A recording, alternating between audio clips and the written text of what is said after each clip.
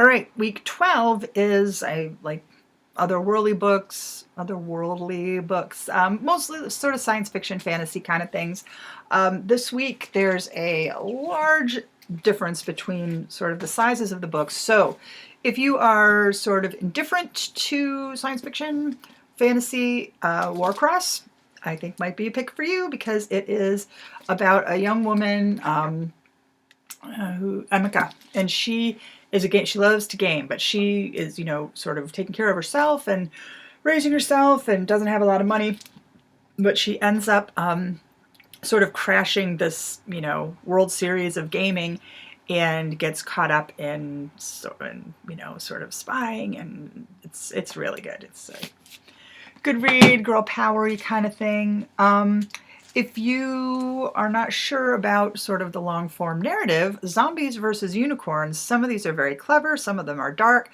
They're Holly Black and is Team Unicorn, and then Teen Zombie, the editor, is Justin Larbalestier. I don't know how you say her name, but so they basically, every other story is about zombies and every other story is about unicorns.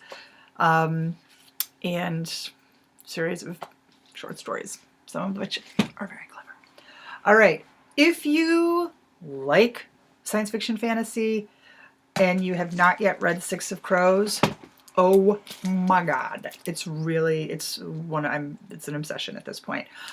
It is a longer book, but totally worth it. There's so much in here. I cannot wait to discuss it with other human adults. There's also the sequel, Crooked Kingdom. It's kind of a lot, but totally worth it. You do not have to read the sequel, needless to say, but once you read it, you're going to want to. And then if you know that you do not like science fiction, fantasy, otherworldly books, Landscape with Invisible Hand is quite short. It's by M.T. Anderson, who wrote Feed, which is sort of one of the great classics of sort of future dystopian YA kind of. Well, it's not really dystopian. We could argue that, except we're not reading it. This is the one. This came out this year, and it is also great fodder for discussion, but a much shorter book. So whatever appeals to you, go right ahead. I'm going to say usually I want you to pick a book that you haven't already read. If you've already read Six of Crows and you want to discuss it, you can go ahead and pick it anyway. Usually I want you to read something new, but because Six of Crows is a freaking doorstop of a book, that one is okay. All right, choose what you like.